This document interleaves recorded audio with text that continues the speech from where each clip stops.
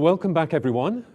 We hoped you enjoyed the discussions, which looked frankly amazing. I was able to attend one or two sessions and really enjoyed myself. So now we have a chance to enjoy the shareback, and with that in mind, I'd like to start by inviting our friends from EY to share the highlights and key points from their session, which looked at the topic of agility. So whenever the EY team is free and able to join us, we'll look forward to hearing from you in just a few moments. Thanks, Michael. This is Shomi. I'm a director at the People Advisory Services, and with me I have Millie, who's a manager with us, and both of us are part of the Workforce Advisory. And what you have up here are discussions by amazing group of HR VIPs who were in our room, and the conversation really flew from one topic to another. So the topic that we had in our room is agility, and we broke that into two bits of pieces. One is our agility as an HR organization. How agile is our organization? How are we designed in an agile way? How are we able to enable our technology as well as operations with agility? So the first topic was really about, so what are the challenges of the HR organization? What are the implications? And finally, what do we do next? So I'm going to go on with this topic first. And the second topic was really about the workforce agility. So what are some of the workforce issues that we see today? And in the context of course, a year where we had to turn digital, even within the workforce, a lot of us had a digital agenda in place, but many of us kicked off in this period because we really had to accelerate, just like the customer journeys, the employee journeys digitally. So those were the two conversations, the broad topics, and I'm going to highlight a couple of key things that came out in each of these discussions. So the first one is about what's going on. So if I look at the main issues that we heard from our table, mindset. So big thing that came out loud, and if you see it's actually in bold and big capital letters, it talks about the mindset issue, that we do have the right people, the right capabilities, but how do we shift the mindset? The other shift that I took away was really about moving from that order taker and being an enabler and a solutioner. And agility became an important ability, as well as coaching. Technical skills, of course, came up in the HR organization. So those are some of those elements. And the way we kind of summarized it, the core components are the digital people team, right? So how do we build an HR function, which is called a digital people team, that will adopt, that will innovate, and it's going to share a suite of these products and services digitally. The second part was really solutioning, which is people consultants. So how do we provide strategic guidance, whether it's strategic workforce planning, whether it's really looking at redesigning the job with a very future-focused lens, and working in agile teams. So those are the categories of solutioners or people consultants. And finally, what we used to call the shared services. So we used to have a lot of people offshore working and helping us with all the service management. How do we turn that virtual? How can our cloud technology and enable the technology really service us on those global shared services needs? So those were the core components of the HR organization. And I'm going to shift my discussion on the workforce agility. Again, wonderful inputs in terms of coping with the change management came up a lot, remote management, the leadership and the managerial effectiveness that is needed, knowledge and skills. So that's the current state. We did discuss a little about, so what if we do not solve for it? Where will we land up? And the risks that we have with the HR organization not turning agile is not being flexible, not getting the trust, not creating a culture and a culture of learning. There's also the address to need the different lines, whether it's the front line, back office, and stakeholder. How do you get out of that mindset and actually have a more seamless organizational view? So business acumen came up in front, business partnering, trust. So all of these words were very important for the HR organization. Workforce agility, nothing different. Again, it was about the digital transformation, that how do we really pivot our workforce to align to that digital transformation journey. And at this time, we did talk a lot about some of those core discussions we had on strategic workforce planning, that we're not designing supply side solutions like what the recruitment process will look like without the business. So how do we work hand in hand with the business in order to design those solutions? So with that, our shift focus to next what? So what do we do now? And wonderful, we did have the privilege of having people from both academia as well as practice.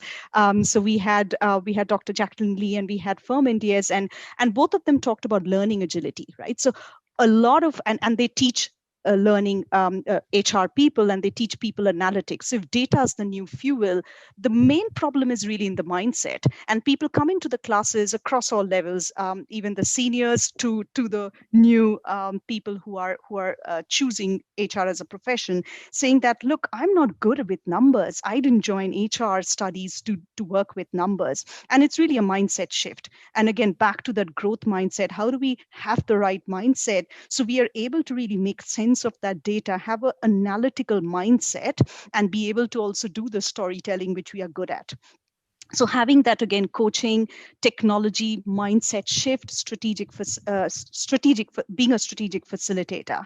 And on the workforce, what we realized is connectedness, right? Change management. How do we really work around a gradual approach of that whole change? It's a big change, but the big bang change, if you put that into bite-sized modules and make it gradual, you don't even feel that there was a change. And what we, again, summarize this whole discussion is human at the center, right? It's not necessary. And we discussed about the branches at the banks, right? It comes from my world of the banking. And the banks usually had a lot of people doing a lot of services with the branch, and it's turned digital. But what we said is today we are so happy banking digitally, largely because the design of the technology, the design of the processes are keeping the human at the center of that transformation. So if there is a human agenda at the center of the operations you design or the technology service you design, you're not going to get it wrong. And that's really the challenge of how HR as an organization drives an agile workforce. So with that, I'm going to hand it over to you. Back to you, Michael.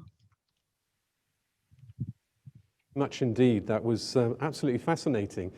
Did you guys enjoy the experience of working with Mural in that kind of format?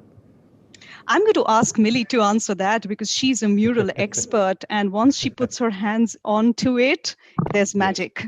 Definitely. I think, obviously in this kind of virtual environment, Mural is perfect for this kind of situations. And, I was also very pleased that the people who were in our group, Fermin, Jacqueline, Benny and all that, they were able to very quickly put their information and inputs on. And I think what the good thing is with everybody on the same platform, as they see other people's inputs, it gives them ideas and then it kind of builds from there. So, working with Mural today was wonderful. Super, super. So I heard a lot there about mindset, human at the center, learning agility, as well as being as agility of the HR fraternity, as well as workforce agility. So very, very interesting. Thank you very much indeed. Let's move to our next team. We're going to be moving in order. So the next team is PwC, looking at agility as well. So we'll just wait until we can get the PwC team up and running. Let us know when you see and hear me and the board. Yep. We see you, Nikki. So please go ahead. You have 5 minutes, if that's okay. I'll promise I'll do less. So thank you very much. Let me just start by thanking the team that came into our session. I think we had a really, really wonderful participation, great energy, and a flurry of ideas that built on each other's. So it was wonderful. For those of you that I have not met before, my name is Nikki Wakefield. I lead our global financial services advisory business, and I also lead our new world and new skills business across the globe. So the conversation that we were having today is absolutely at the heart of both mine and I know all of your passion. So we narrowed down on three things when we spoke. We narrowed down on what is agility from an organization design and an organization structure perspective. We looked at agile HR, both from being agile inside HR and HR enabling enterprise agility. And then finally, we looked at ways of working. So let me just share our 5 takeaways. The first one, which is probably not unexpected, is COVID has forced us to be agile. Let's not waste a crisis. Let's continue the momentum. We're not going back. Customers have changed the way that they're operating. Our employees have changed the way that they're operating. So let's take this forward. It's been something we've been talking about for a long time. And also recognizing that technology is key to achieving that agility, or supporting us to achieving that agility. So that was takeaway number 1. Number 2 was all about embedding the right culture to be an agile company. And this was really at the heart of so much of our conversation, just touching on a couple of really interesting points there, all about a growth mindset, fail fast, fail fast, and the culture of actually supporting and almost encouraging that failure and learning from the failure. So I think those things were probably and have courage. You know, we talked about a lot of the different traits that are necessary inside a culture, but they were the key takeaways for number 2. Number 3 was all about HR taking the lead for the entire organization. And we all agreed that it's not only about agility inside the HR function, but actually HR takes the main responsibility and accountability in supporting and creating the agile organization. They're just such an important part of the achievement of this. Being agile, we talked about the fact that agile was not a means to an end, the importance of KPIs and measurement, and that what some of the really important things that HR did were around training, around setting new performance measurements, about thinking about differences in reward and remuneration. All really critical things when you have to make such significant changes to behaviors and mindsets.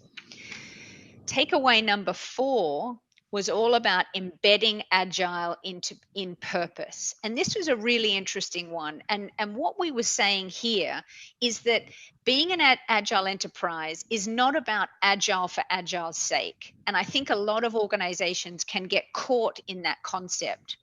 And the suggestion was you have to start with purpose. You've got to think about what's the organization's purpose, what's their vision, what's their strategy, and then how does agility actually enable that? And making sure that people that are being empowered to work in an agile way are really clear on the connection between the purpose of the organization and the work that they do every day.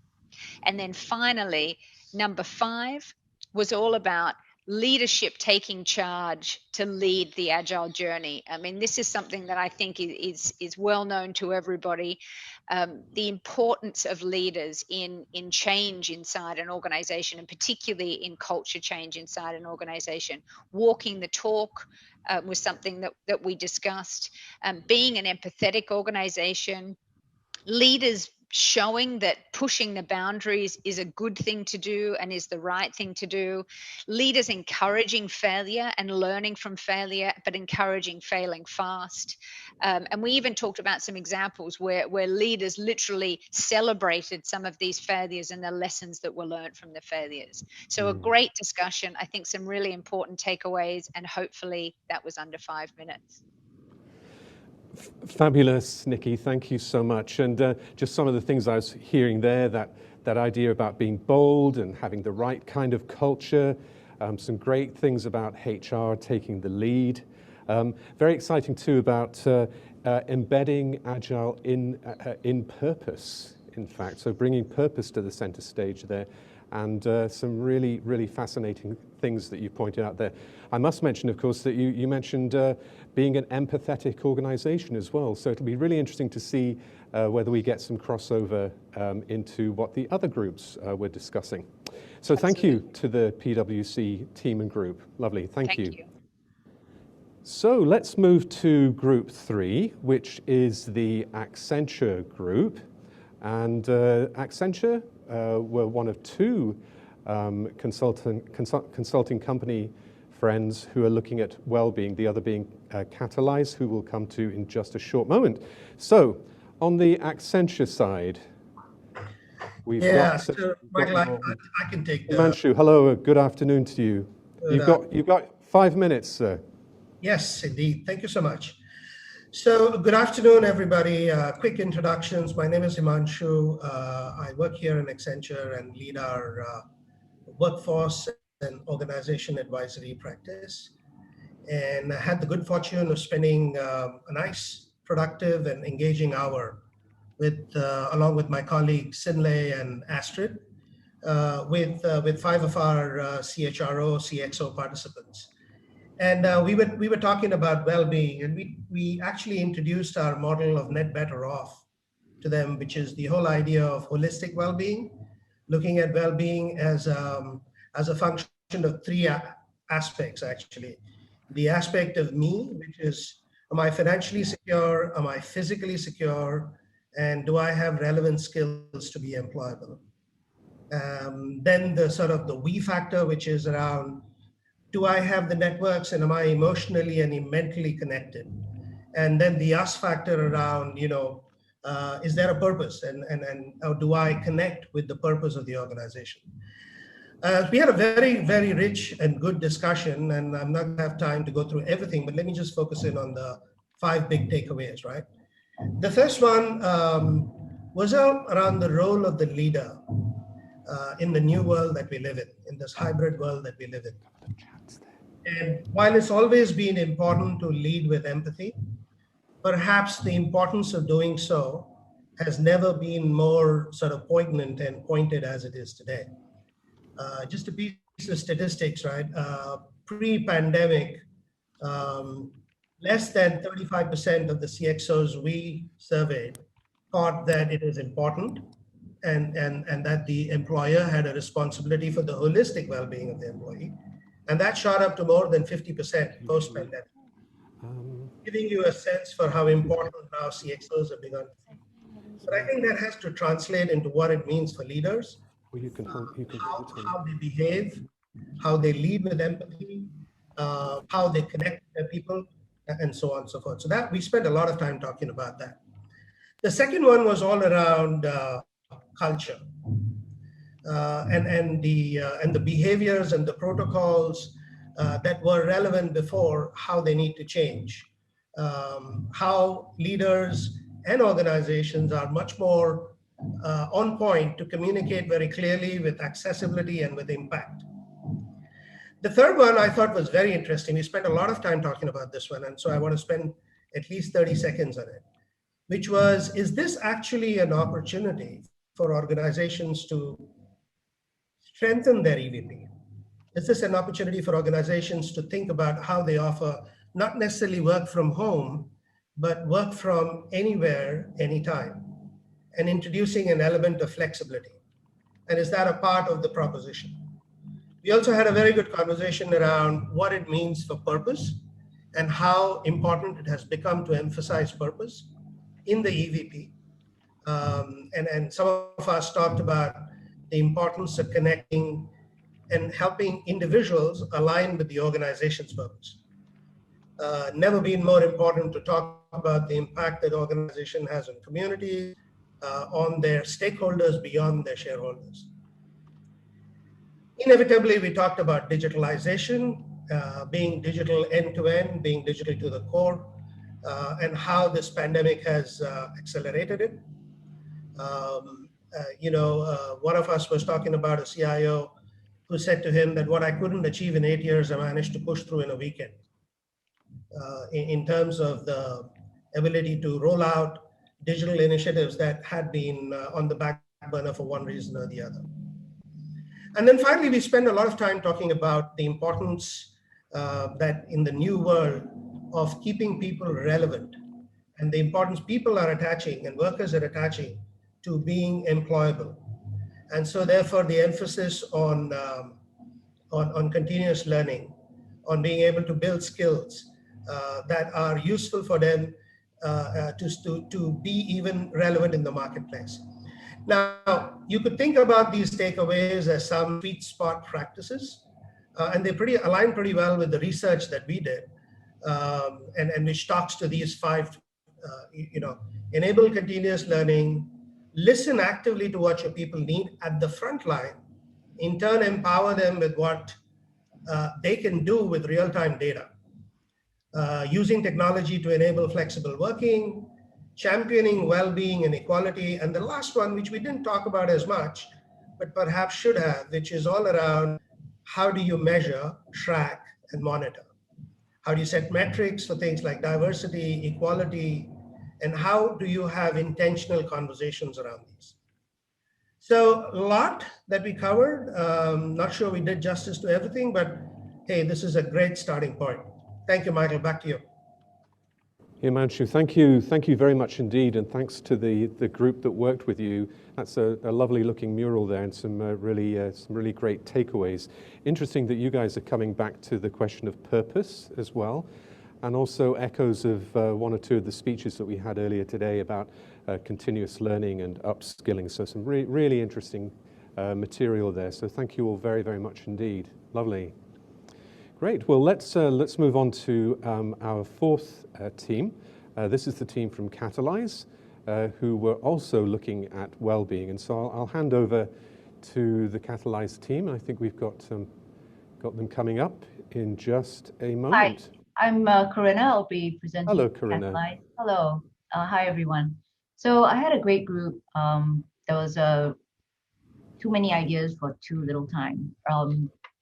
When we asked people for how the year has been in terms of dealing with HR, mental well-being, words like seize the opportunity. It's been an exciting year. Let's not raise the prices. And this group obviously had a lot of ideas as to how to adjust to the unprecedented situation. So many ideas about how to care, right? And certainly they saw that people were going through a difficult time when given space to speak. And this is a theme that kept coming up.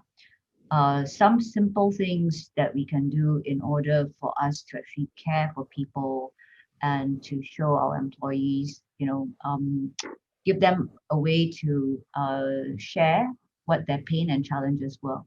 So just giving space and listening deeply was some of the, sounds simple, but we don't do it enough.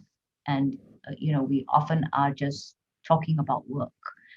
So one team had like regular 90-minute meetings where only 15 minutes and this was on a monthly basis, only 15 minutes was on work. The rest of the time was on games, and 3 minutes for everyone to speak. And it was really giving people a chance to just share. So all sorts of different things might come up during this kind of sharing. There were people, employees who were suffering from domestic violence or marital or family strife. This came up, and the question is, what can the company do? In some ways, you can't solve the problem, but how can we make it better? So one thing was, we often forget that work may actually be the safest place for people who are suffering from domestic violence or other types of marital strife. And so they actually opened the office so that people could actually go back to work. And that then led us to really talking about how we underestimate the value of physical offices. And I think during this period, this became very clear that we are social beings, that we operate best when we are with people. And so, this the people in our group felt like it was really important that as soon as possible that we try to make have the office open as much as possible for anyone who wants to work in the office. There's also the work from home, and many people do benefit from that.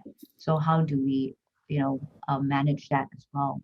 We want to give, so I think conclusion was optionability. People should have the option to work from home, but there are certain types of meetings where you are doing idealization or ideation or other types of meetings, deep strategy meetings, where you need to be together in the same room to actually collaborate. So maybe giving people some guidelines as to when face-to-face meetings would be really helpful, and other meetings don't have to be face-to-face. There was also a concern going forward about if we are going to continue with this, will people be overworking, and how do we stop this, right? And this was seen as a problem that was not so easy to solve. One idea that a company was doing was they were having a short Fridays, so they would end at 4 p.m. right? So it's a recognition that people are actually working much longer hours than they used to. Everyone saw this as an opportunity for change this period. So there was a call for data-driven mental wellness. How do we use tech and data to measure mental wellness, and to also know what can be done in order to improve mental wellness? Over communication is important, giving people assurances, giving them roadmaps as to what to expect in the future so that they can plan, was also regarded as really useful. Right, so these were some of the things that came out in the 1 hour that we had with the group. So yep, I'm sure there was going to be a lot more that we could have shared. I think we could have gone on for another hour, but yeah, in that short time, this is what we came up with. Thank you. Corinna, thank you, and Vaikai too, very much for joining us, and some lovely points that you were bringing up there. I like the how to care for people, the touching on really giving people space and listening deeply to them. Some really simple things that we can do as well to improve the well-being of the people in our organizations. I think, like we've seen so far, a wealth of information here which will take a little while to digest, and I mean that in a really, really positive way. I do also like the idea of early Fridays off. I wonder whether we can make that happen. But thank you so much for joining us and for your contribution. So let's move swiftly on to our last two contributors. So here we're going to be looking at empathy and economics. And the first team to tackle it is the Mercer team. So the Mercer team, I think we might have Kabir and Lewis there. Yeah, hi Michael. Can you hear me okay? Hi there. Yeah, we can hear you fine. Awesome.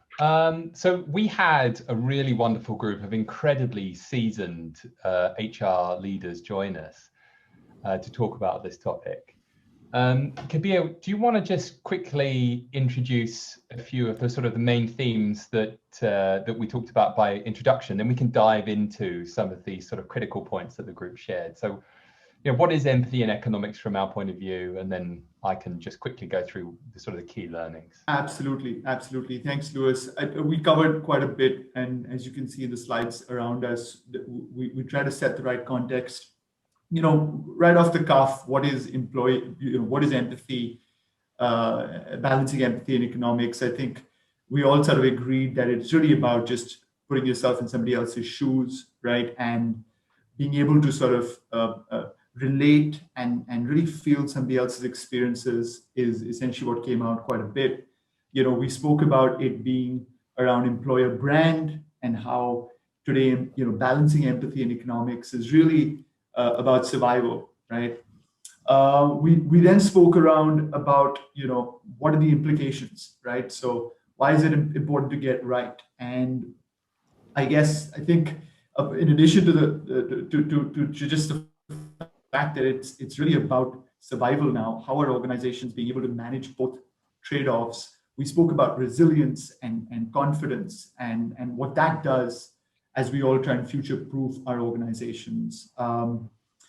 Somebody touched upon, which I really liked, was around ownership And we often talk about how organizations are, what role they play in holistically thinking about empathy and all the touch points.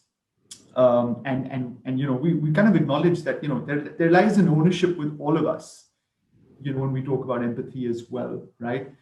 We need to show ownership in how resilient we are.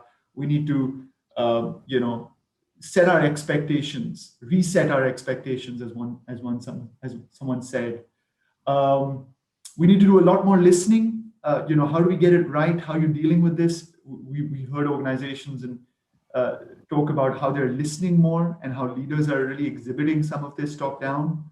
I think that was a very quick sort of summary, Lewis. Yeah, really good, Kabir. Thank you. I mean, so I think that it was interesting to reflect on the fact that the reason we're even talking about empathy perhaps is because it's a tool that we've kind of got familiar to using in design thinking as a sort of a critical way to sort of understand user journeys. And we know, therefore, that you can't really get the outcomes that you want unless you really understand something from someone else's perspective. So, for us, definition of empathy being, a skill to understand someone else's perspective, to be about behaviors that are inclusive and embracing diversity, being able to ask the right questions, about accepting vulnerability. So those were sort of important concepts. Why is it important? I think the theme that I think why it's critical to get right is because we are seeing so much change. I think the central thing that I took away from all the comments around why it's so important is because people individually and organizations as a whole are experiencing economic transformations, the digital transformation, and that can take its toll on people. It's a painful process. We talk about individuals needing to own that, but recognizing that it's not an easy thing to go through, and there's a lot of stigma associated still with mental health concerns in the workplace in Asia, and that's been something that's really come forward as an important thing for us to tackle and to start to talk about. So how are we dealing with this? I think just two main things that really stood out for me. New models of leadership really came through. The move away from bold, macho leadership through to much more vulnerable leadership with absolute humility, and starting to have that as something that is really present in the culture of organizations. And that really connects through to, I think, agility and supporting well-being. So, if we're going to succeed here, it's about building new kinds of leaders or finding new kinds of leaders and starting to celebrate those people who are a bit more perhaps realistic and supportive of others. And then the other thing that really stood out is the ecosystem, that, to some extent, we have to think about many of these topics as a collective together, and that it's not one organization that can solve these problems. We have to find more ways to partner. And we've seen some really interesting examples of that recently, for example, talent sharing schemes and things like that. But increasingly, the importance of understanding that we're in an ecosystem, and that if we take an action, that we can damage the entire ecosystem, and we need to start recognizing that. So, thinking about much more broadly about our role in the economy and impact on people's lives. So yeah, it was a really fascinating conversation. Thank you to everybody who participated. And Michael, this was really fun and engaging to participate in. Great, Lewis. Thank you, Kabir, and the team there. As you said, a great group of people and a terrific conversation. I was privileged to eavesdrop on what you were debating and discussing there. I think those points you made about humility and a new type of leadership were very well made, and some fantastic connections, I think, to agility and well-being as well. So thank you very much indeed to the team at Mercer. Thank you. And that takes us to our last team. This is the Willis Towers Watson team, who were also looking at the subject of empathy and economics. So let's see if we can bring up the Willis Towers Watson team. Hi, Michael. Good afternoon. Our screen is being shared. Is it coming up on your end? Yes, it is indeed. Fantastic. Ben. Okay. Thank you All right. much. Thank you so much. We had a really good discussion on hand too, and really appreciate the fact that everyone, participated and gave their great insights based on their experience. And what's very interesting from our session was we had a range of people from hospitality, from technology, from training to consulting, and we came up with very similar themes from the start to the finish of the conversation. And what we have done is to put on the slide, as you can see, a couple of the key takeaways. There were many different points brought up in terms of real life experiences. But I think one of the key anchor themes throughout the conversation is that while we think about economics and empathy as something being contrasting, something being incompatible, and something that requires a trade-off, based on the experiences of the leaders on the call, it doesn't seem to be the case. In fact, if anything else, one of the key takeaways is that COVID-19 has in fact amplified the two seemingly contrasting themes of economics and empathy, right?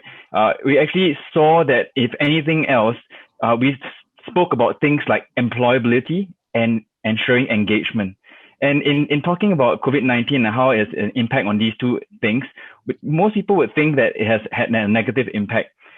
Interestingly enough, with regard to engagement, that has brought it to the fore. It has actually provided leaders and given greater impetus on being more human. I mean, for example, with one of our hospitality participants, talking about how care had been put in place right from the very start during Chinese New Year, when COVID first unfolded in Singapore, whereby they had to prevent their staff from traveling, and people could not understand that, right? But that is at the heart of the workforce, even before thinking about the economics. But I think in doing that, there was actually a long-term view. If we don't keep, our staff healthy, whatever that we want to do in the coming months, right, or even in the coming year, there's going to be some ripple effects. So there are some really good foresight in ensuring empathy was put in place, in ensuring engagement has been increased throughout this process. I mean, even with one of our technology participants, how the empathy side had to change, because what was being shared was previously they were very much on site, and I know it's kind of ironic, but they had to go to off site given the current situation, and that's where they had to put even more thought in terms of how do they go about their weekly or their usual catch-ups, right? How putting in place, more touch points in the morning, for example, daily check-ins or stand-ups, so that people can interact and continue to have that level of discussion. There were some challenges mentioned in terms of how it will impact the economic side of things, in terms of, carrying more collaborative, innovative type of conversations. And those were some challenges that they had to overcome. So if anything else, the empathy aspect, or what we call, I suppose, the engaged aspect in terms of HR leaders and business leaders taking more attention to this, has actually become even more important. In fact, it has made everyone a bit more, I suppose, human from top to bottom. I think there were examples being shared whereby they saw their managing directors or, with their kid in the background, and sometimes possibly even the laundry. I think some of us have seen that, and it's actually okay. And that kind of has broken down the physical, I suppose, hierarchical structural barriers in terms of an organization. And on the economic side of things, in terms of employability, I think that's one of the key themes that has come up. I think when we spoke about this, the focus tends to be, on keeping people employed. But I think, in this whole process of balancing economics and empathy, this whole bit about employability, it's really about upskilling and reskilling. And just like how we had to pick up Zoom, had to pick up Teams, very quickly, people had little choice or no choice but to reskill and upskill, because if not, they would then become redundant. In fact, during our session, there were very real stories shared in terms of, there were team members who were not able to adapt, for example, to deliver online training well enough. And eventually they were let go or they left, right? So to a certain extent, this whole process of COVID-19 and forcing people to change and reskill and upskill, there's that for those who are willing, they stay current. But for those, I suppose, who are not keeping up, to a certain extent, there's a certain natural evolution and attrition. And that, in that sense, is good for the organization. So all in all, because of all those things that we have discussed, this is the conclusion. The empathy and economics are not so incompatible after all, and it's actually mutually reinforcing to a certain extent, and COVID-19 has really helped the situation. And as a last key takeaway, if anything else, empathy is in fact going to be key to the economics of going forward. I think, thinking about 2021, we spoke about how, for example, we are, as a small economy, we are very dependent on domestic consumption for some industries. And if we don't keep our workforce mentally healthy, physically healthy, resilient, it's going to have an impact on the bottom line of companies, right? So to a certain extent, we cannot have economics without empathy. And I think this is where, as far as possible, this whole theme, which has been mentioned, I think, in many of the groups that we heard earlier, becomes even more important, right? And I think that's where, this whole balance of empathy and economics, I think I don't think it will be as much as a tension. If anything else, I think it probably has and will continue to improve how we go about actually managing people and improving their well-being at work beyond just, looking at the bottom line or the books to a certain extent. So this really rounds up what we had in our session, and hopefully there were some good takeaways as we shared back this finding. Ben, thank you very much, and thank you to the Willis Towers Watson team and the group of people involved in that conversation. Some really great things coming out of your discussions as well, and that interesting aspect of economics and empathy not being entirely incompatible, but that notion of balance perhaps leading to a situation where I think you mentioned empathy is the key to economics going forward. So very much focusing on that human aspect. I love the example you gave of the vulnerability that CEOs can sometimes show, with the kid and the laundry in the background.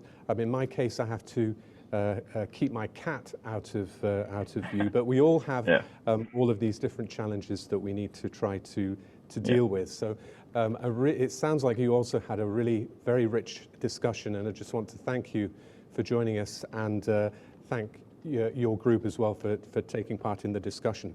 Indeed, I want to thank all of the participants in the Digital Fishbowl. This was an experiment whereby we wanted to try to facilitate some really rich conversations while at the same time allowing a large number of people to enjoy those conversations and to observe them as if they were, as it were, a fly on the wall. So I'm going to do a little bit of summing up of the Digital Fishbowls in just a moment, which will be part of the concluding remarks.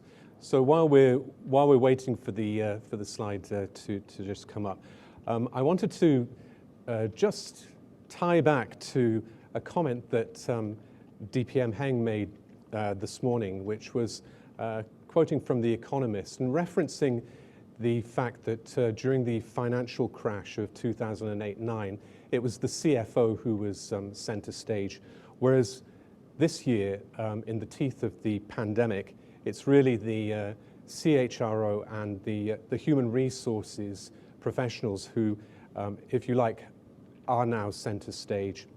And it struck me that the upskilling part that has also been a key theme of our event today can really encompass quite a number of different things. So when we think about reskilling, we can also relate that to the notion of learning how to be more agile. The point was made by the teams looking at agility, that we have agility as a HR function and agility as an organization. So there's a lot of learning and upskilling to be done there in the agility area. There's also learning to be done in terms of how to be well and how to promote well-being. And I think the teams that were looking at well-being brought up some fantastic points, points that are often perhaps not discussed and not brought up in events like this, but great to hear mental health and mental well-being being addressed by the teams too. And then continuing in that kind of theme of learning to empathize is a notion that I'd like to share with you, because I think it's absolutely possible to be able to develop people to strengthen their empathy muscle. There are a number of things that can be done. And some of the videos that were shown at lunchtime give you some hints of that. And I'm sure in the richness of the fishbowl mural information, we will also be able to mine some really, really interesting and fascinating information as well. So the other thing I wanted to mention too, which is a unifying theme of everything that I think we've heard, particularly during the digital fishbowls, is that, that idea of purpose. And just coming back to what DPM Heng said this morning about stepping up during the financial crisis, as the HR community steps up now in the COVID crisis, championing purpose, the key challenge for us is to try to make sure that purpose actually stays center stage. Because what happened after the global financial crisis was that there was a lot of talk about purpose, but actually not so much was done to make sure that purpose continued as something that people felt was important. So I think we're seeing a resurgence of purpose, which I think is absolutely to be lauded. So in terms of recapping the day then, if we go to our next slide, we had, as you'll recall, some wonderful opening speeches from DPM Heng and SMS Zaki Mohammed, some really inspirational messages coming from both gentlemen. We were also very honored to have Sui Chen with us and Pek Kem too, representing respectively IHRP and SHRI. So a great way to start the day with those opening speeches that were both inspirational and very informative as well. The next thing that we went to was, in fact, the panel discussion, which I think we can move on to in just a moment. Following that conferment ceremony with our 5 fabulous IHRP master professionals. I think it's also worth saying that you probably noticed a number of these great colleagues contributing their thoughts and impressions of particularly recent months with us through the medium of those videos that were very, very rich. So we want to thank all of those participants very much for sharing all of their thoughts with us.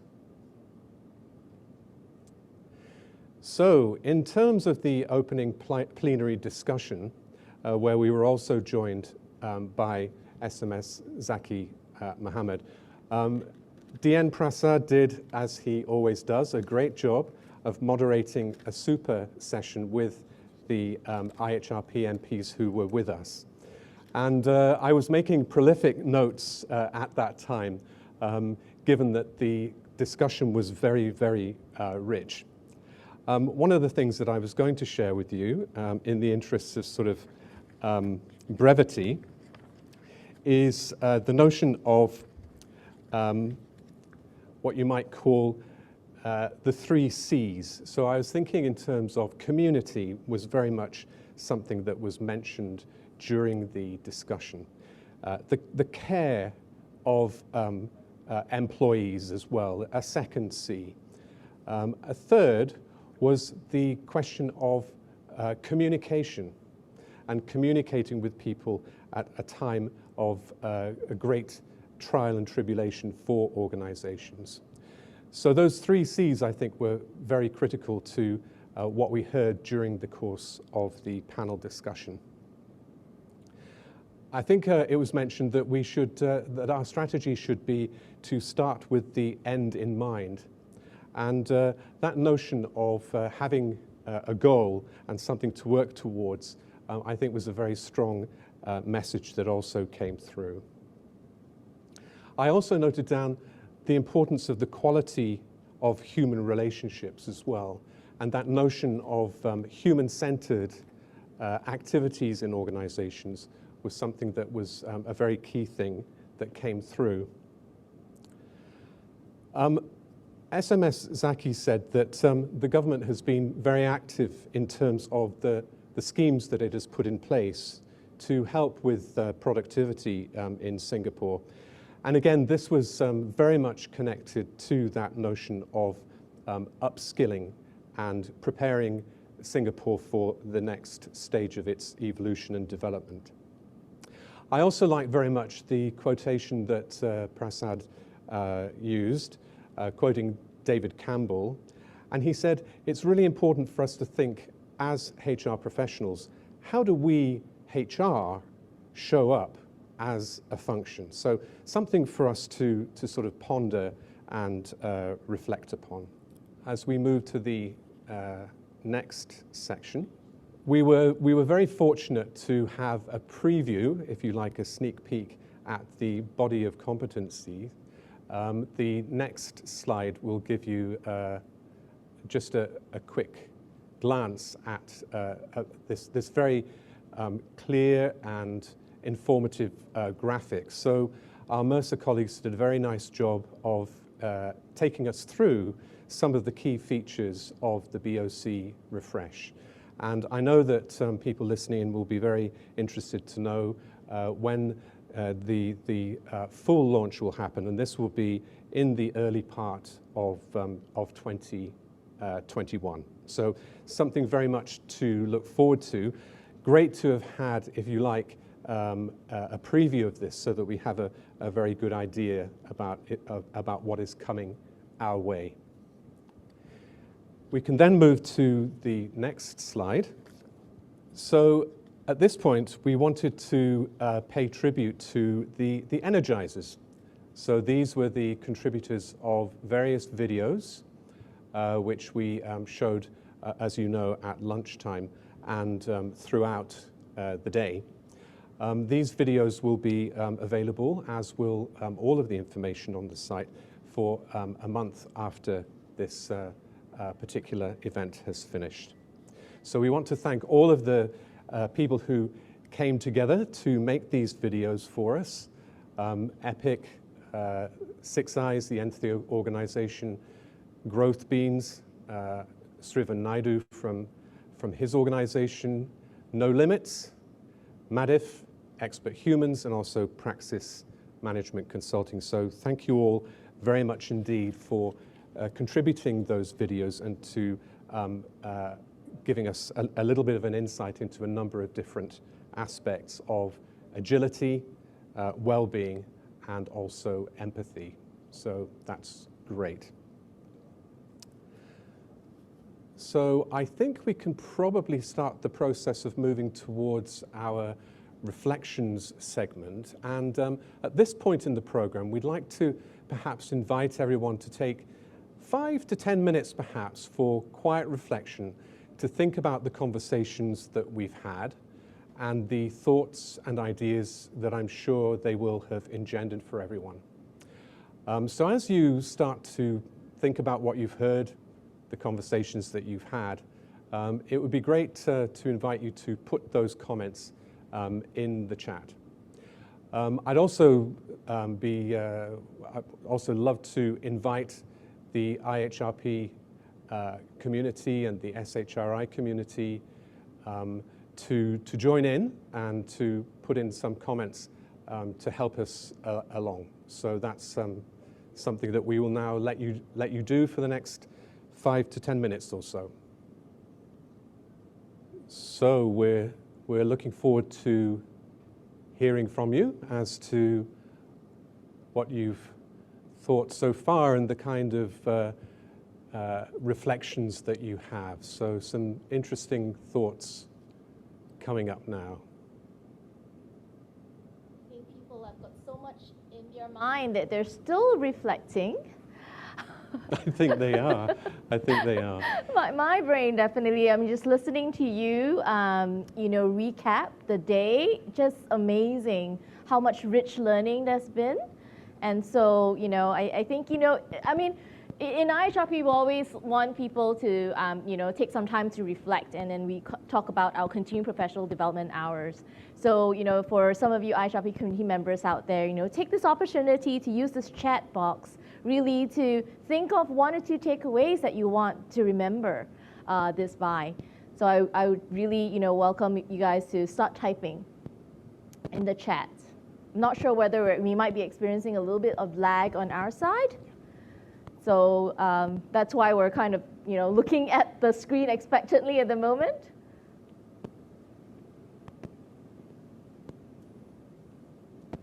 I think from some of the other chats, I was looking at my phone. Sorry, Michael, while you were chatting. Go ahead, yes. Some of the folks, in my other HR community chats have been saying that they're really walking away with a lot of nuggets of information, and a lot of them talk about it's been quite a feat to get all of this together. I mean, it really, I think, took a village when you were counting off all the different logos out there, just counting them off. It's amazing. And then, it was pulled together in a record time. So literally, in weeks, people loved the concept and then started submitting their ideas. And as we saw them coming in, we were really heartened by all the great work that's out there. I mean, we are talking about an enormous HR ecosystem that's able to deliver so much.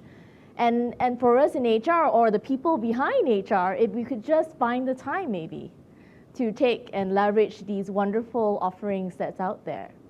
I think we have Very some. much so. Very much We've been nudged to say that we should be reading off the screen. Okay, yes. Great. I think I see something. Sorry, I need to squint a little. Amazing opportunity for HR to be at the forefront of change and make a real difference. Thanks for the event and the rich learning exchange that we've experienced today. Thank you, Renata. Renata is one of our IHRP Master Professionals. Michael, would you like to take another one? Yes, indeed, yes. So another comment. Thank you for all the informative sessions. There's really so much to reflect on. Very insightful from all the HR leaders. I think, as you were saying, it's a little bit like drinking from a fire hydrant, isn't it? So much to take in. So something from Kathleen, I think. Yep. Kathleen Tan. So it's really been an exciting day with all the insightful sharing and collective wisdom. Absolutely, yes, the efforts of the village, right? Absolutely. And some well thought out topics and facilitated discussions. So yes, we're really indebted to all those who helped with the facilitation. So Kathleen says it was really rich, so yes. And someone was reflecting on how tough 2020 has been. I think this comes from Alam Lim. Looking forward to a better 2021. Thank you to IHRP and SHRI and all the experts sharing on tips to boost morale. Excellent. Looks like he's been looking into those lunchtime specials that we had. It does. Oh, I see. There's Zoom chats that we are not able to look into. Okay. Would you like to read Robin's? Yeah, so from Robin Wilson, it's fabulous seeing the HR community come together like this. Absolutely, Robin, yes.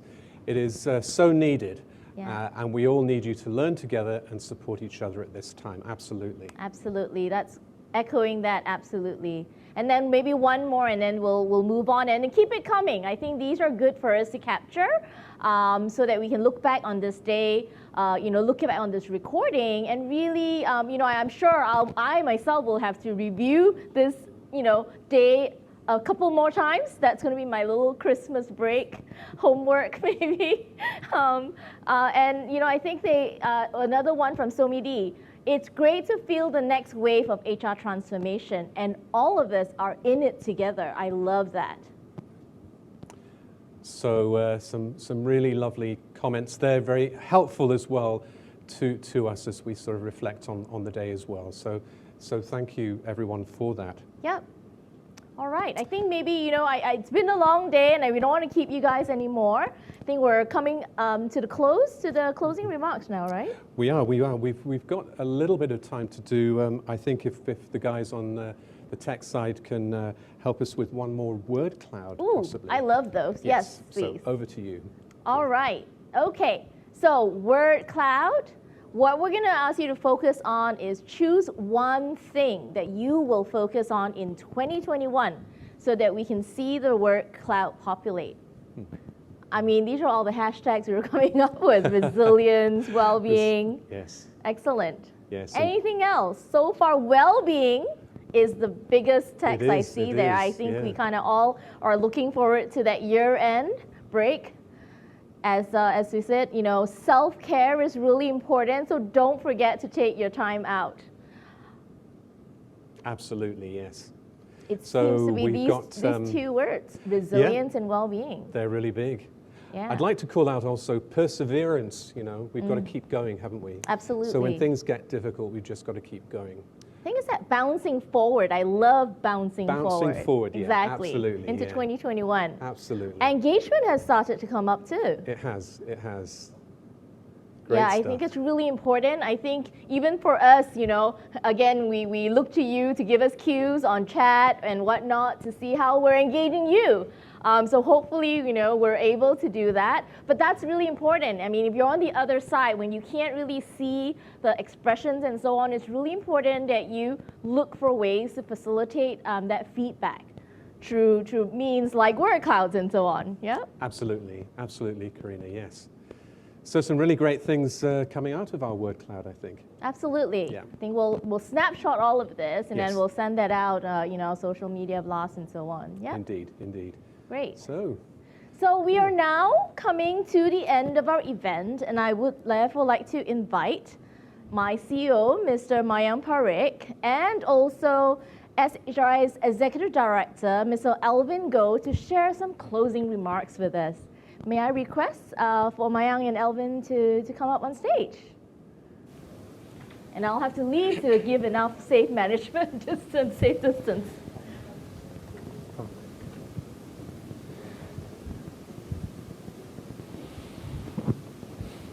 Good afternoon, everyone. What a day it has been.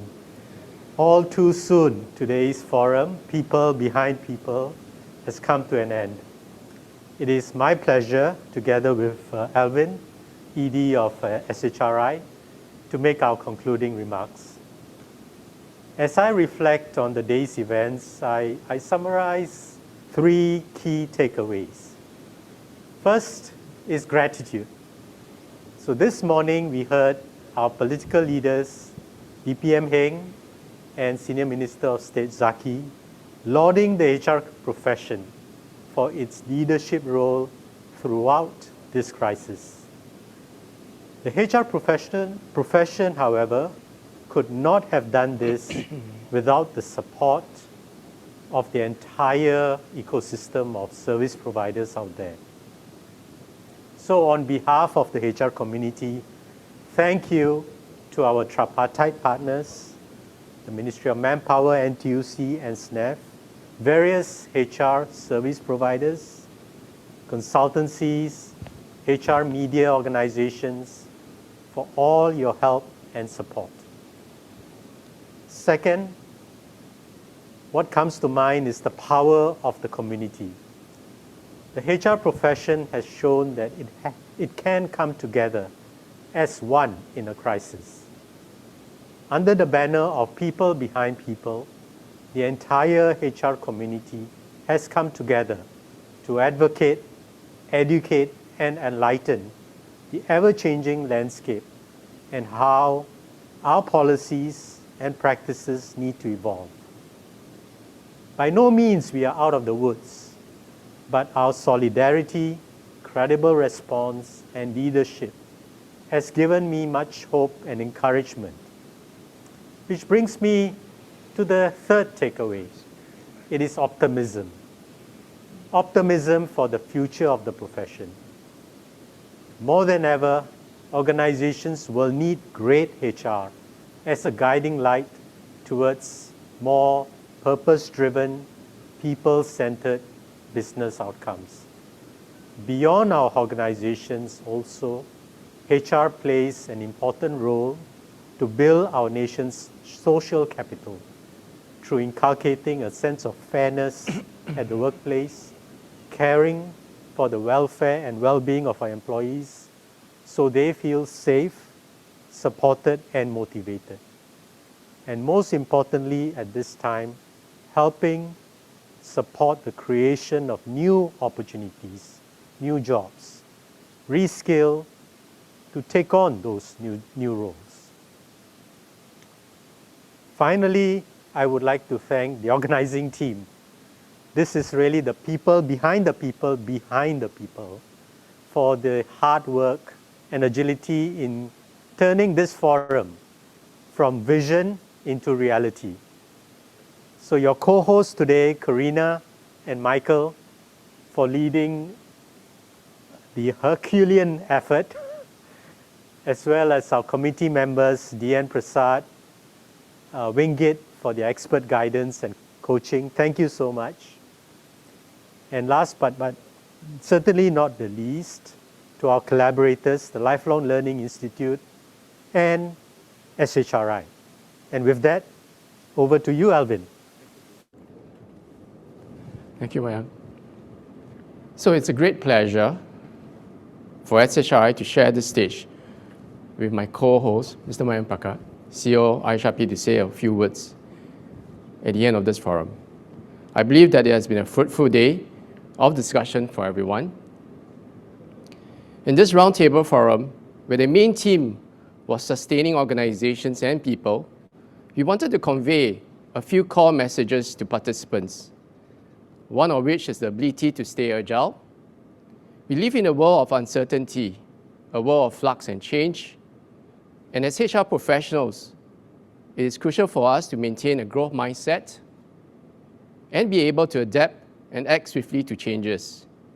Preemption, not reaction, is key. 2020 has been a year that has brought tremendous challenges for many of us, a year of change and transformation.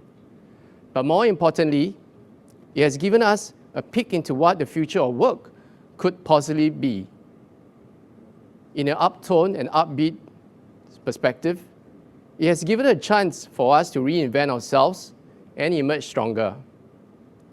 Let us take this opportunity firmly with both hands to pause and reflect on how together as one community we can bring the HR profession to new heights. Get ready to step out of our comfort zones and embrace the challenges ahead of us. It's okay to be uncomfortable. So going forward, as a community, as one community, we hope to be a guiding force that together with our business partners and leaders to play a key position to help steer our organizations in the right direction to cope with the challenges ahead of us.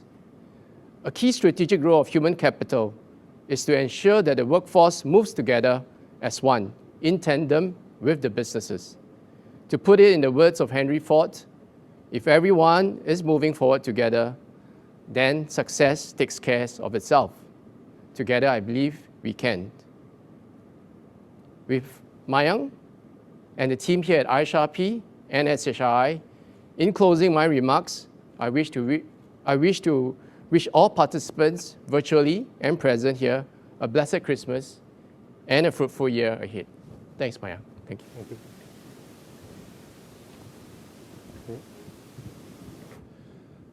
Thank you. Thank you, Alvin, and thank you, Mayank, too. So as we begin to draw the event to a close, we would like to thank each and every one of you for investing in yourself and taking the time to join us for an exciting day of learning. Thank you once again, Mayank and Alvin. We have one final goodie to share with you before we close out for the day, and I will hand over to Karina just to mention this. That's right, Michael. So before we close, we would like to share with you a few words of thanks from our IHRP Master Professionals. They wanted to recognize and applaud all of you in the HR community for the amazing contributions that you've made in 2020. Thank you for attending the event, and thank you so much for always being at the heart of our organizations and always focusing on engaging, developing, and uplifting all of us and our organizations, particularly during this very challenging period. Thank you so much. Wow, so much done in such a year with so limited resources under such unprecedented conditions. I'm so proud of you guys. thank you, thank you, thank you for all that you have done. Thank you. Thank you. Thank you. Thank you. Thank you. Thank you. Thank you very much. Thank you. Thank you. Thank you. I just wanted to say a huge thank you for all you've done. Thank you. Thank you. Thank you. Thank you. Thank you. Thank you. Thank you for everything that you do. On behalf of SHRI, thank you. On behalf of IHRP, and also on behalf of the MPs, I wish to thank all our supporters and our members for, this year 2020 for really supporting our activities and really coming to many of our events. I just want to thank my fellow MPs for all their collaboration in all the webinars and the different partnerships that we've forged, right, through all the different opportunities that's been presented to us this year. What a year it has been. Thank you for the courage, resilience, creativity, solidarity, and kindness. Keep well. Thank you. I hope you find some time to have a good break at the end of the year. Stay safe and well and enjoy the day. Thank you. Thank you.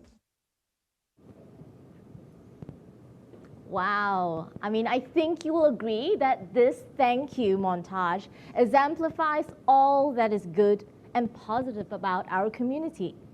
We are very fortunate to have such great and inspiring leaders for role models, and you can actually read more about our 27 IHRP Master Professionals and their profiles on the tab called, I think, Meet the IHRP Master Professionals on the event platform. Karina, yes, very, very inspiring indeed. So Karina, in the spirit of saying thank you, I'd also like to take this opportunity to thank all of the people behind People Forum who have been hard at work behind the scenes to put together the program that we have gone through today. We'd like to thank DN Prasad from GovTech and Chan Wingit from Lakshya from the Planning Committee, and the IHRP staff, Wee Sin, Winston, Christine, Felicia, and Kimberly, as well as our event organizer, Kaun, for making this day possible. The experience has truly demonstrated the power of community. And as we mentioned before, it really does take a village. So thank you. And a big thank you to you, Michael. I mean, you've truly been my partner in crime. Many late nights and conversations that we've had. When we set off the Design This Learning event, we really wanted to explore and experiment. I think that was a really interesting thing that we wanted to do, to look at new virtual learning concepts and to take a multifaceted approach, such as inclusion of that digital fishbowl that you mentioned, bite-sized videos of nuggets of information that people can take away, showcasing of the entire HR ecosystem, and the chance for people to interact and learn from each other. We truly hope that you have all enjoyed the experience. And for all you IHRP professionals out there, don't forget you've got 6 CPD hours that you can clock, and this will be loaded up onto the IHRP portal. So continue to embrace a lifelong learning mindset and look for further opportunities to keep up and learn and share with each other. So the wonderful recordings from today's insightful presentations will all be made available within the week on the event website, and all materials will be up until mid-January 2021. That's great. So don't forget, tune in and look at, catch up on things that you might have missed, and also re-review things that you really thought was interesting, to look for more nuggets. So I guess that's what they call a wrap. It's been a great day, and thank you, Karina. Yeah, thank you very much for being a great co-host. Thank you. And thank you, everyone. Have a restful year-end break. Stay safe, and see you all in 2021. Thank you. Yeah, thank you.